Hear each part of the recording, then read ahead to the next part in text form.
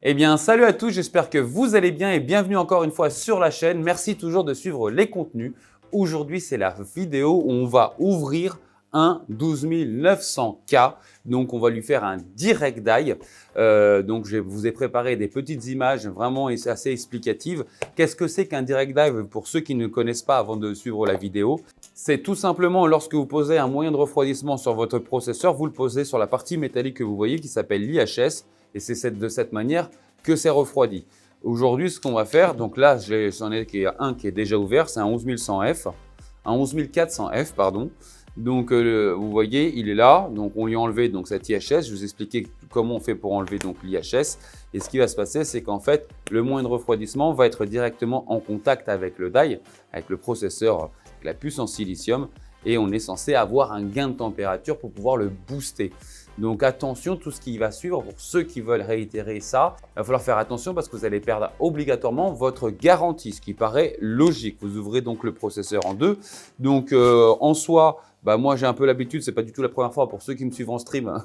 J'ai même déjà un surnom apparemment, on me l'a dit. Donc en tout cas, on va voir ce qu'on arrive à faire. On va voir si on arrive à faire mieux qu'un KS. Donc, on va surtout vérifier, à voir les températures qu'on va avoir, voir quel est vraiment le gap, parce que maintenant, ce qui se passe, c'est que ce sont des processeurs qui sont soudés, alors qu'Intel, auparavant, sur ce type de gamme-là, c'était une pâte thermique qui n'était pas forcément de très bonne qualité. Donc, quand on le faisait, on avait directement des gros gaps de température, ou ce qu'on faisait aussi, c'est qu'on les ouvrait, on enlevait la pâte thermique et on mettait une pâte thermique de bonne qualité, de meilleure facture, et on les refermait, et hop, c'était reparti. Ou on me faisait directement forcément le direct die. Donc nous, on va aller directement au direct die parce que je ne l'ai vu nulle part. Voilà, j'ai vu aucune chaîne qui l'ait présenté, ni aucun article qui l'ait présenté. Il y a des gens qui ont remplacé ça par un die en cuivre, ça je l'ai vu, mais en direct die, je ne l'ai pas encore vu. Donc on va découvrir un petit peu tout ça. Donc attention pour ceux qui veulent le reproduire, vous allez perdre votre garantie. La première chose, c'était forcément de créer le D-Leader. Donc, je vous en mets quelques petites images pour comment ça a été fait, tout simplement. Et une fois que le D-Leader a été créé, on va pouvoir l'ouvrir et les images commencent maintenant. Ok, on y va. Donc, je le mets en place. En même temps, je vais vous montrer quelque chose dont il va falloir faire très attention. C'est qu'il ne faut pas le placer dans ce sens-là parce qu'ici, vous avez des petits composants que vous voyez là. Et si vous le mettez dans ce sens-là, lorsque l'IHS va être poussé, il va les décoller. Donc, du coup, ça va être CPU dead. Donc, à ce moment-là, il faut bien mettre ces composants vers la plaque de poussée qui est là. Voilà. Et à partir de maintenant, on va pouvoir mettre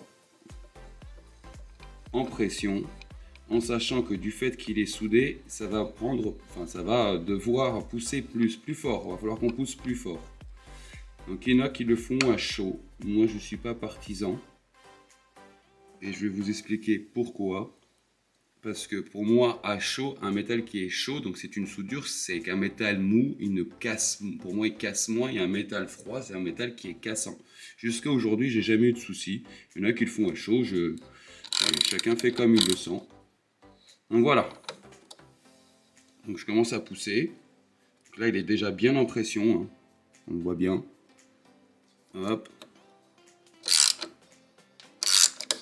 Voilà, il a déjà poussé. On voit qu'il a cédé ici.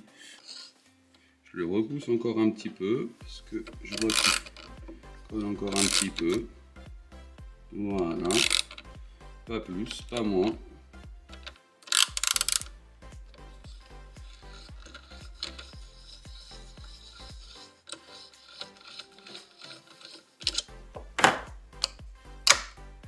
Donc là, on voit bien que les petits composants sont toujours bien en place, parce que quand j'ai imprimé mon fichier STL, j'ai laissé ici un petit décroché en hauteur où ces petits composants ne sont pas atteints. On voit bien donc le décollement de la colle. Donc vous voyez, du fait de l'avoir eu à froid, la colle a cassé. Enfin, c'est toujours une théorie, chacun fait comme il sent, mais moi je le fais à froid encore une fois parce que aussi si la colle, du coup elle serait chaude, elle serait pour moi plus molle, donc elle accompagnerait l'IHS plus loin. Alors que du fait qu'elle soit froide, elle cède tout de suite. Donc voilà, on va pouvoir enlever ça et on va pouvoir enlever donc l'IHS. Hop. Le voilà. Donc maintenant ce qu'on va faire, c'est qu'on va commencer à le nettoyer. Donc on va nettoyer les pourtours donc de colle ainsi que les excédents de soudure qu'on voit ici. On voit ici que la soudure avait bavé sur le côté. Donc on voit vraiment que le l'IHS comparé donc aux autres générations, il se retrouve plus ou moins avec la même largeur mais il est relativement beaucoup plus long. Et on peut s'en apercevoir aussi au niveau donc de l'IHS. Alors au niveau de l'IHS, c'est encore une autre chose, c'est qu'au niveau de l'IHS, on voit qu'ici, par exemple, il y a une petite couche très fine d'or pour la conductivité thermique, et on s'aperçoit qu'en fait, elle n'est pas bien centrée. C'est un peu étonnant, c'est pas la première fois que je vois ça, mais lui, il est vraiment particulièrement bien décentré. Alors c'est quand même fait en usine proprement quoi que ce soit, mais comme quoi, vous voyez, l'idéal, c'est que ne serait-ce que pour la transmission thermique, que ce soit vraiment plutôt centré. Et là, ce n'est pas le cas. Et là, vous voyez ici l'excédent de soudure. C'est ce qu'on voit ici. Donc les deux pans qu'on voit là, on les voit ici. Donc il y a quand même une petite épaisseur de soudure. Je vais pouvoir vous la mesurer d'ailleurs. Mais je pense que ça doit être au moins de 1 ou 2 dixièmes de millimètre. Voilà. Donc maintenant, on va commencer à nettoyer tout ça. Donc voilà. Alors, on va le mettre en place. Donc, on s'aperçoit ici qu'il y a un petit fil encore doré de la soudure. Donc, il va falloir faire attention. Donc, c'est aux petits composants que je vous expliquais tout à l'heure lors de la poussée de l'IHS, ainsi que ces petits composants ici, les 4 qu'on voit là. Donc, je commence par les points hauts. Donc, en soi, le die. Donc, je le plaque bien. Et je commence à gratter tout doucement. Donc, ça reste un matériau mou, hein, c'est de la soudure, qui est une composition à base d'étain.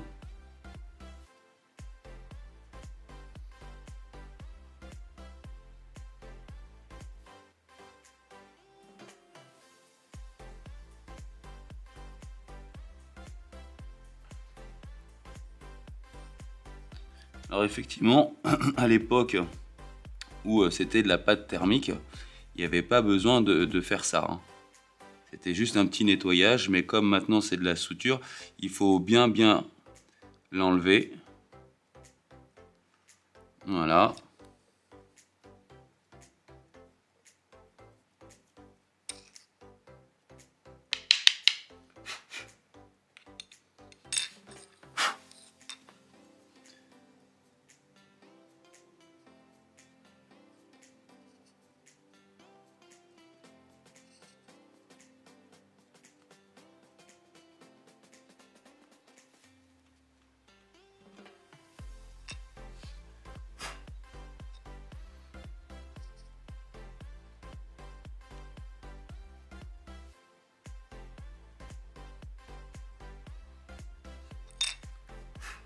Vous voyez, il y a quand même une petite épaisseur, hein.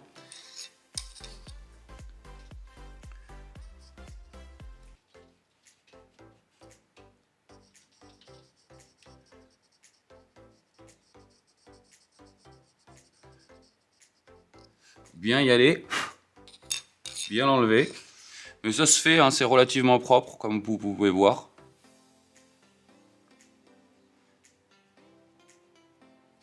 Voilà. On en voit un petit peu ici qui était tombé donc lors de la mise en place par Intel. Là, on est plutôt même pas trop mal. J'enlève vraiment un petit dixième de millième de millionième de millimètre. Quelque chose d'avoir le plus propre possible pour avoir le meilleur contact directement avec l'IHS. Avec le die directement. Voilà. Donc, il faut pas croire que si je raye par exemple un petit peu l'IHS, que l'IHS sera mort. Non, ça se passe à l'intérieur en fait, hein.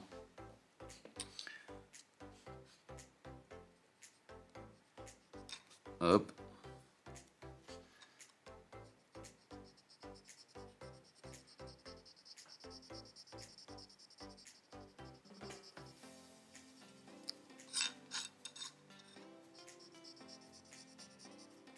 Là, on est plutôt pas mal. Je vous montre. Après, il y aura un petit nettoyage à base d'alcool, bien sûr.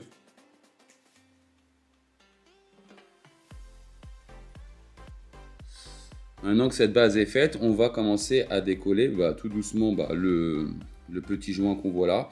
Bien que pour faire un direct die, ce n'est pas nécessaire. Et vous avez donc la même chose ici, forcément, vous voyez. Donc il y a quand même une petite épaisseur qu'on voit. Hein.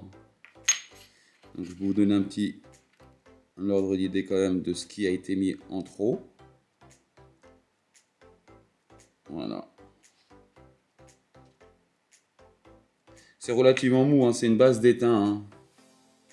Après, je connais pas la composition exacte de chez Intel, mais ça reste une base d'étain. Voilà. Donc normalement ce qu'on fait, c'est que lorsqu'on veut maintenant par exemple juste enlever la petite soudure, enlever la soudure pour pouvoir mettre du métal liquide, et bien effectivement il va falloir bien nettoyer ces deux parties là. Mais aujourd'hui avec les soudures, mettre du métal liquide, vous allez gagner un peu, mais ça va pas être très flagrant, ça va pas être énorme.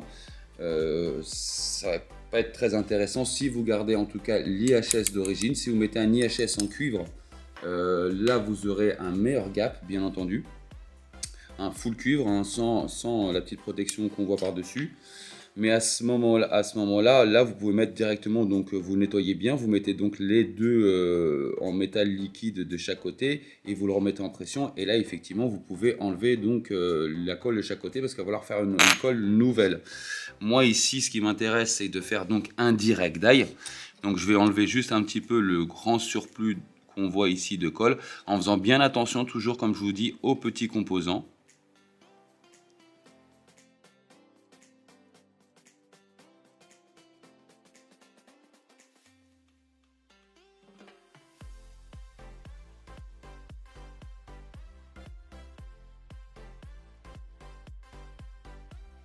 Donc maintenant, un petit nettoyage déjà à l'alcool.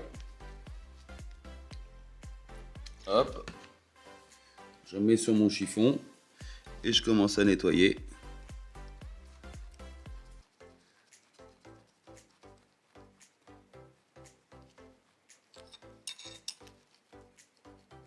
Toujours attention aux petits composants, hein. Ne pas trop frotter par-dessus. C'est les points sensibles de ces processeurs-là. Là, c'est vraiment, j'insiste bien, ces petits composants. Hein.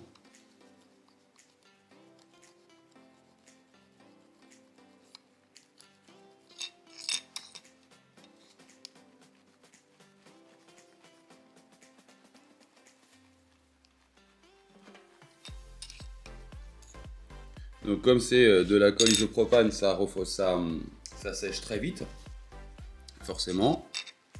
Ça s'évapore très vite. Donc maintenant il reste à mettre le métal liquide, mais avant il va falloir faire attention parce que vous avez donc des composants qui sont dessus et comme le métal liquide est extrêmement conducteur, il va falloir donc les protéger avec un petit vernis. Donc j'en ai ici et j'en ai ici. Vous le voyez bien. Donc à ce niveau-là, je vais leur mettre une petite protection de vernis. Donc moi j'utilise du vernis transparent, du vernis à ongles hein, tout simplement. Vous en mettez un petit peu au niveau. Voilà. Et ici.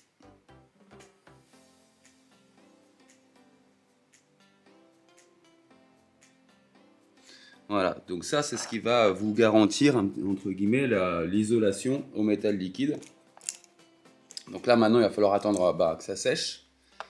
Mais je peux déjà moi commencer à appliquer le métal liquide. Moi je vous conseille d'attendre de sécher pour pas faire de bêtises. Mais j'ai un petit peu l'habitude, donc moi je peux déjà essayer de mettre directement la petite bille de métal liquide. Voilà, c'en est même trop. Donc dans ces cas-là, c'est toujours pareil, hein. Vous la prenez, vous l'aspirez un petit peu. Voilà. Un petit chouillant en plus. Voilà, toute petite bille. De là, vous prenez donc... alors moi, j'utilise cette marque-là, de chez Grizzly Thermal. Le Conductonaut. Donc au début, ça a tendance à pas vouloir trop s'accrocher. Donc là, ce qu'il faut, c'est bien frotter pour commencer à avoir une adhérence. Au bout d'un certain moment, ça commence enfin à s'accrocher. Voilà, ça y est. Et il faut y aller en frottant.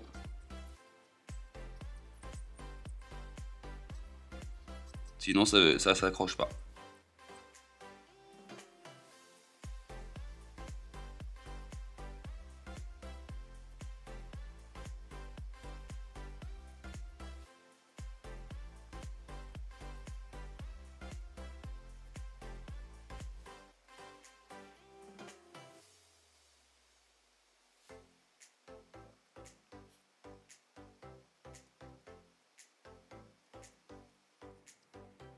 Voilà. Et maintenant, on va mettre ça en place donc sur la table de bench. Et on va pouvoir voir l'efficacité ou pas, les résultats positifs ou pas. Ben voilà, donc je l'ai mis en place. Maintenant, il va falloir mettre le braquet pour avoir la bonne épaisseur du die, ainsi que le water block juste après. Et on va pouvoir enfin donc commencer les tests. Donc je l'ai mis sur la dernière Apex, forcément, et sur la table de bench que vous connaissez bien maintenant, hein. Tout simplement. Bah voilà les amis, j'espère que les images vous ont plu. Si c'est le cas, n'hésitez pas à me laisser un petit like, ça aide vraiment la chaîne à avancer. En tout cas, je vais maintenant pouvoir vous donner mes conclusions, les résultats que j'ai réussi à avoir. Donc déjà, on va commencer par le commencement. Ce n'est pas la première fois que je fais donc du direct die. Ce n'est pas la première fois que je fais du direct die sur des puces qui ont été soudées. On disait à l'époque que si c'était soudé, ce n'était pas forcément nécessaire. Déjà sur les derniers que j'avais fait sur du X299, X299, le 7900X, j'avais déjà eu entre 8 et 9 degrés de décalage avec l'IHS et sans l'IHS. Ce qui paraît logique en soi parce que cette épaisseur, il n'y a plus besoin de la traverser finalement. Donc effectivement, il y a deux écoles. Il y a l'école où c'était une pâte thermique et là, effectivement, la pâte thermique n'était pas forcément de bonne facture. Donc là, il y avait un gros gap. Mais quand même, avec les soudures, vous allez voir qu'il va y avoir quand même un gap. Et je me suis dit à l'époque, justement, comme ça faisait déjà 2 ans que j'avais fait la dernière puce soudée, je me suis dit qu'en 2 ans, peut-être qu'ils ont amélioré leur process ou au moins leur soudure et que finalement, on allait avoir moins de gap. Eh ben non. Donc, je vais vous expliquer ça un petit peu.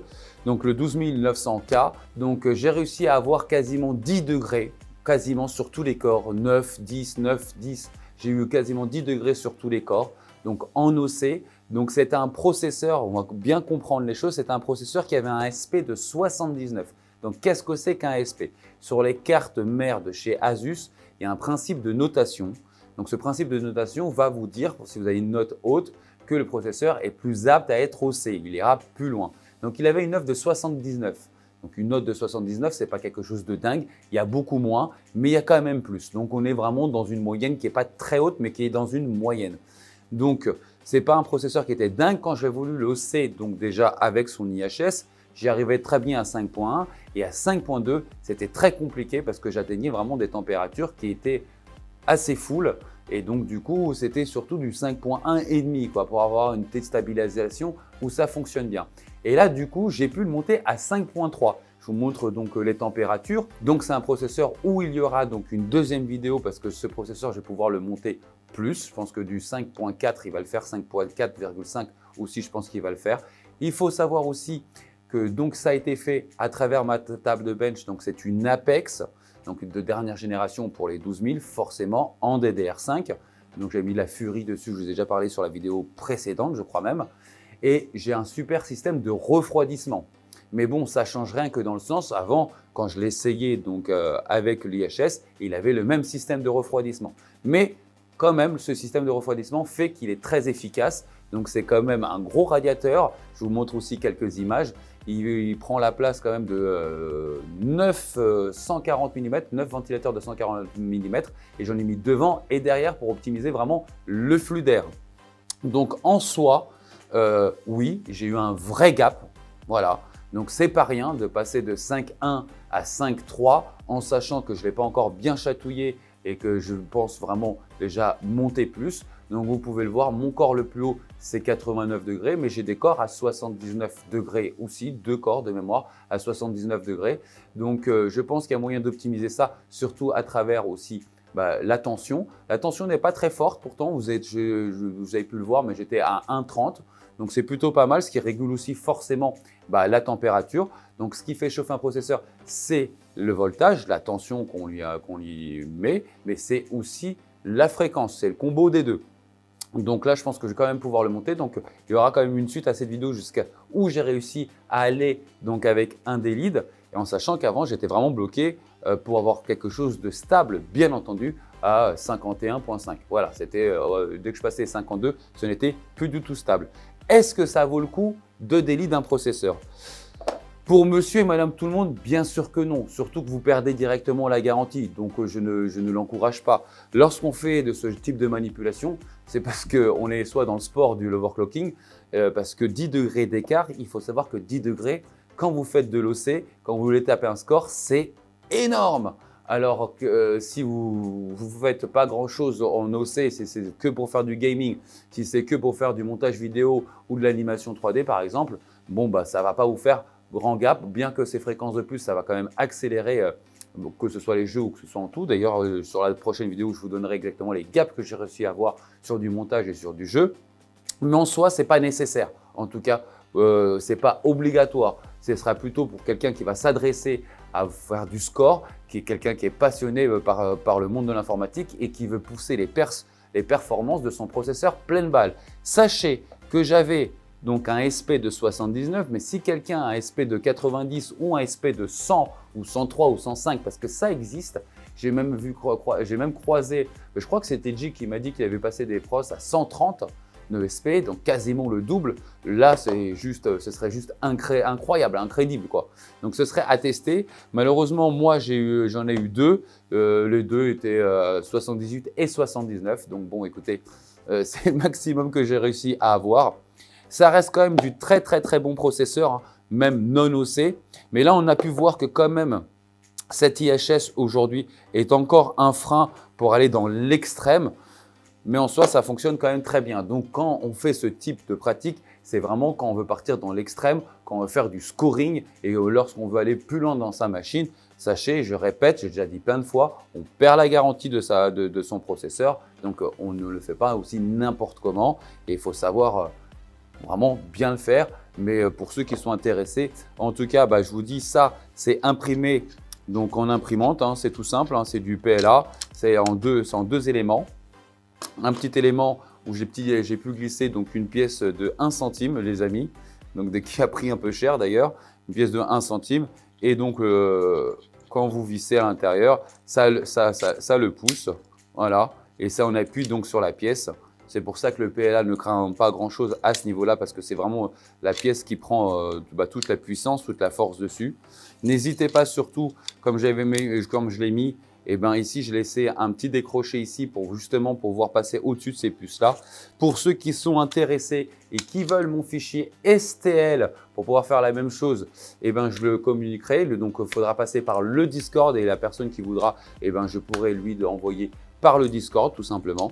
Donc n'hésitez pas pour ceux qui veulent le faire, mais vous perdez la garantie, j'insiste bien. J'ai reçu les plaques de cuivre pour la semaine prochaine, pour la vidéo de la semaine prochaine, où vous m'avez demandé, suite à un canapé tech, de pouvoir enlever les pads thermiques d'une carte graphique afin de compenser avec des plaques de cuivre. On sait, il y a déjà eu des vidéos, justement j'en avais déjà montré une d'un certain grand gap, que ça va entre 20 et 40 degrés suivant les youtubeurs. Donc on va vraiment voir exactement ce que nous on arrive à voir. Donc ce sera fait sur une 3080 Ti, on va faire ça sur une 3080 Ti de chez Asus ROG.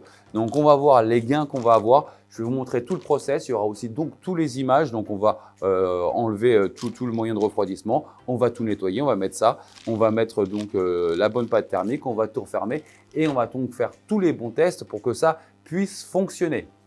Souvenez-vous que j'avais fait aussi la vidéo sur AliExpress et j'avais proposé pour ceux qui voulaient donc les produits AliExpress, les 3 réservoirs, donc de le mettre en commentaire. Et là, vous allez voir ici apparaître les noms des 3 heureux gagnants qui auront gagné ces 3 réservoirs. Donc, je vous demande si vous vous reconnaissez d'aller me rejoindre aussi sur le Discord afin de pouvoir me communiquer vos coordonnées pour que je puisse vous les envoyer et bravo à vous. Merci aussi encore pour tous vos commentaires. Vous m'avez toujours embourgeoisé là-dessus. Je vous avais promis la dernière fois sur l'autre vidéo, j'ai commencé à montrer les commentaires. Donc, ce sera fait. À chaque fois, je vous montre un petit peu les commentaires. Merci encore, vous m'embourgeoisez. Vous êtes des fous, vous êtes des dingues. Merci à tous. Maintenant, on va se retrouver pour le canapé tech de cette semaine. Et après, vous aurez donc cette vidéo sur le repadding en version cuivre des cartes graphiques. Si tous ces contenus-là vous plaisent, n'hésitez pas à me le faire savoir en commentaire et n'hésitez pas à liker cette vidéo. Ça m'aide beaucoup les amis. Merci à vous, merci à tous. Ciao, ciao!